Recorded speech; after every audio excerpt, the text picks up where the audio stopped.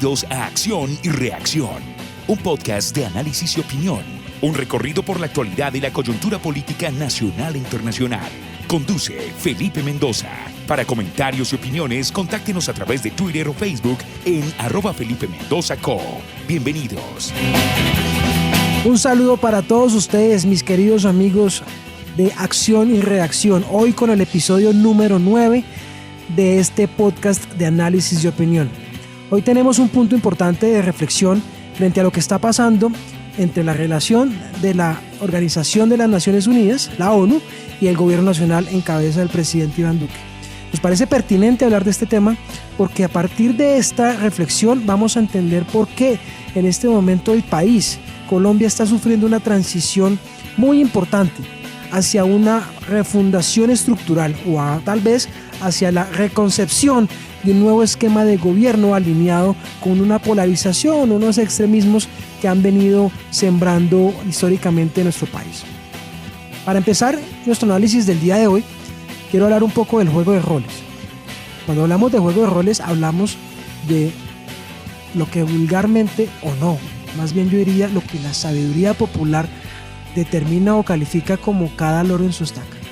¿Esto qué quiere decir? Funciones claras, funciones medibles para entender el para qué, entender el por qué y de esa forma evitar una confrontación de percepciones que lo que generalmente desarrolla es potenciales conflictos entre estamentos y organismos. Bajo ese orden, podemos definir que el rol de la ONU en nuestro país ha venido mutando desde hace 60 años, que fue cuando llegó a nuestro país, de acuerdo a los diferentes momentos de la historia nacional. Vemos cómo se ha mantenido en la línea de la defensa de los derechos humanos, vemos cómo se ha mantenido la intervención en torno a los refugiados y a todas las diferentes agencias que tiene la ONU con sus diferentes sectoriales. En el bando opuesto tenemos al gobierno nacional que cada 4 años ha venido cambiando su percepción con el cambio de gobierno. Venimos de 8 años del expresidente Álvaro Uribe, en donde la posición con la ONU fue una posición bastante de confrontación, bastante de deslegitimación por parte del gobierno nacional a este estamento.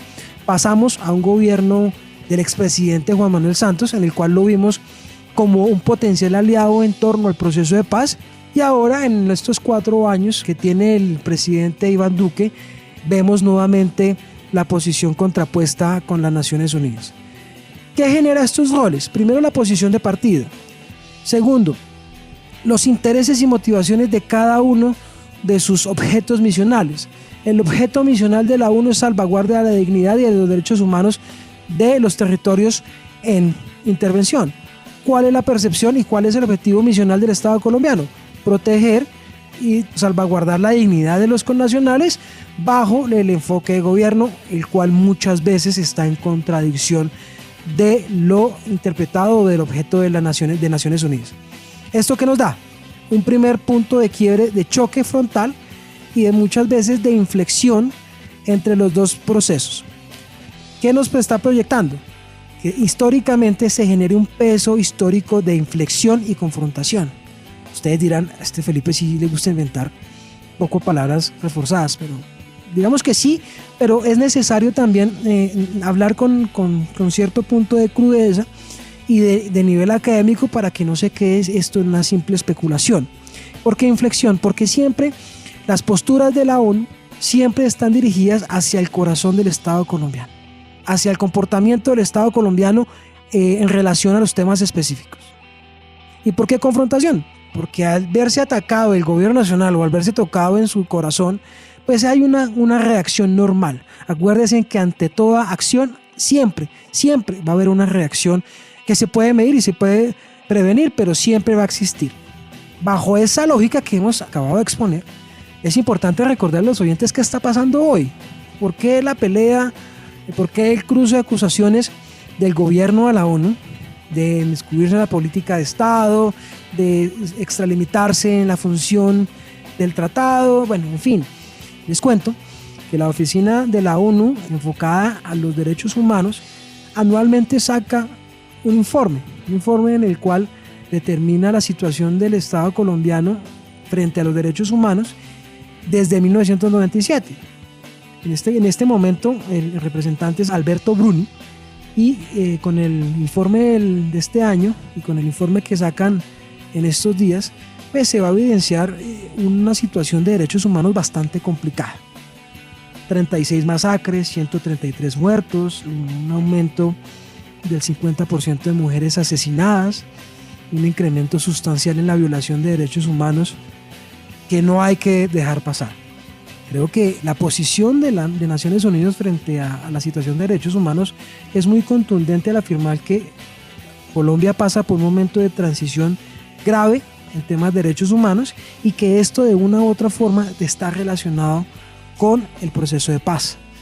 Esto nos lleva a la tercera variable, que es cómo desde el proceso de paz se agudizó la relación entre el Estado, cómo se agudizó esta relación entre el Estado y Naciones Unidas. Sabemos desde campaña que el presidente Duque representa una facción político-ideológica que está en contra del proceso de paz firmado con las FARC en La Habana. Sabemos que el gobierno ha perdido la oportunidad y la posibilidad de consolidarse como un gobierno que le dio la estocada a la guerra, la estocada final, y levantó las banderas de la paz buscando una reconciliación nacional. Vemos que el gobierno nacional y la ONU han entrado en constante contradicción porque entendemos varias líneas de acción existentes en este momento entre el gobierno nacional y la ONU. Uno, la ONU presionando por el cumplimiento de los acuerdos. Dos, el gobierno nacional presionando el cambio de enfoque y el cambio de agenda para buscar unos réditos más allá y poder adaptar o acoplar ese mensaje de nueva paz, de nueva situación, de nueva coyuntura a el proceso de paz.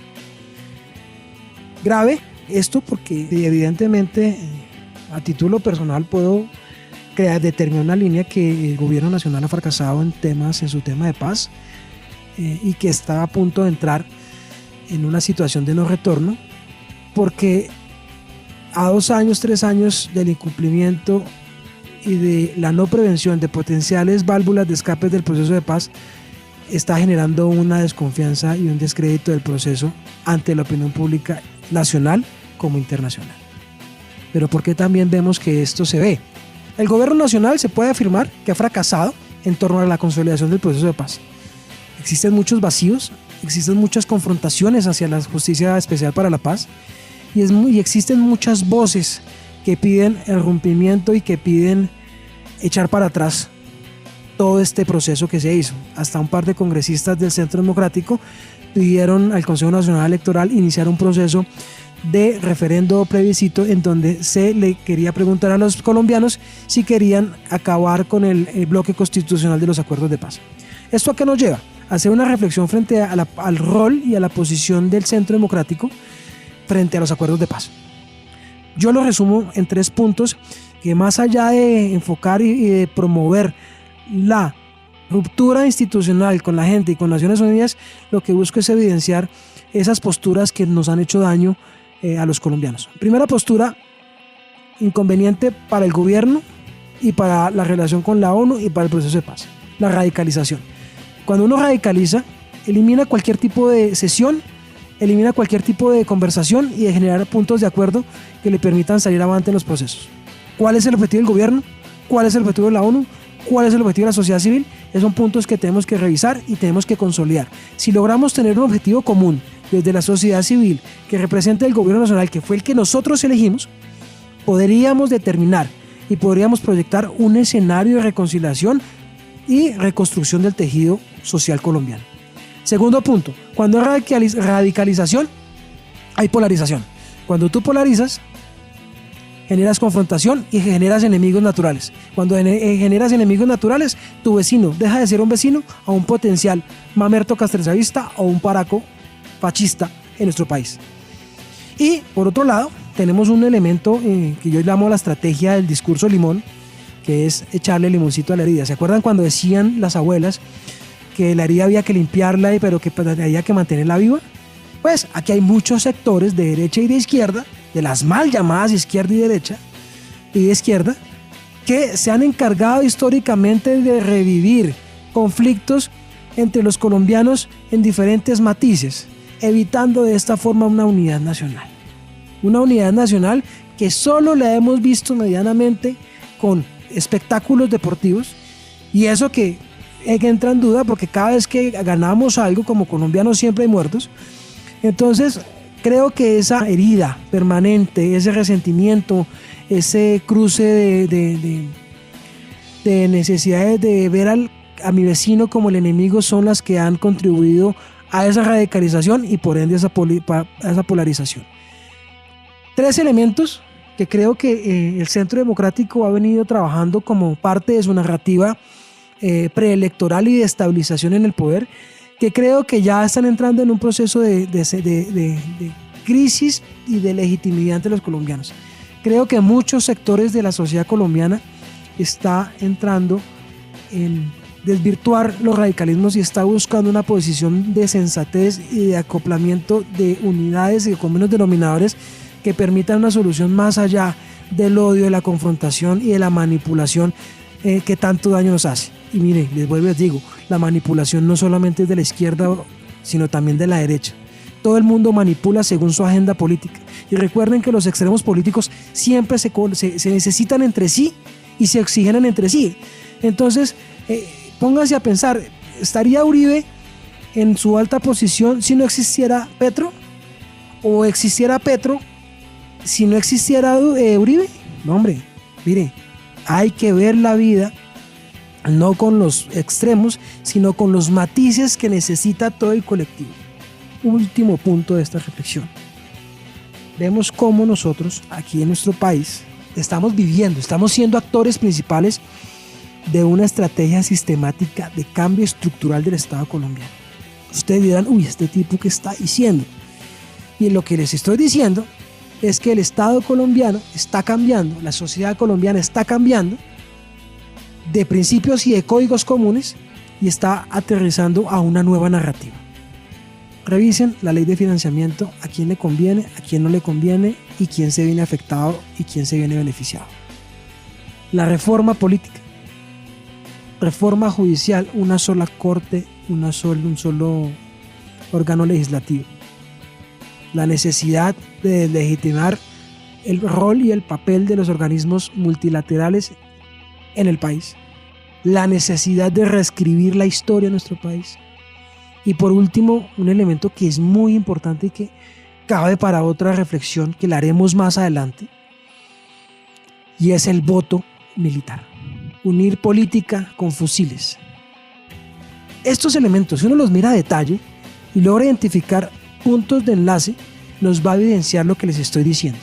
La existencia de la puesta en marcha de una estrategia sistemática de cambio estructural del Estado colombiano presionado por sectores del poder político-económico.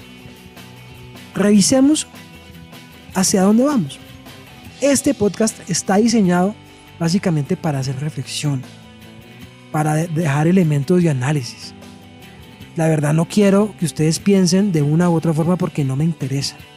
Lo que me interesa como ciudadano, como padre de familia, como esposo, como hijo, es que tengamos herramientas necesarias para decir, oiga, por aquí no es. Para que tengamos los elementos de juicio para que en el momento de las urnas tomemos una decisión más allá de las emociones y la tomemos con el enfoque de vida y de promoción de la vida en un estado de dignidad y de condiciones para el progreso.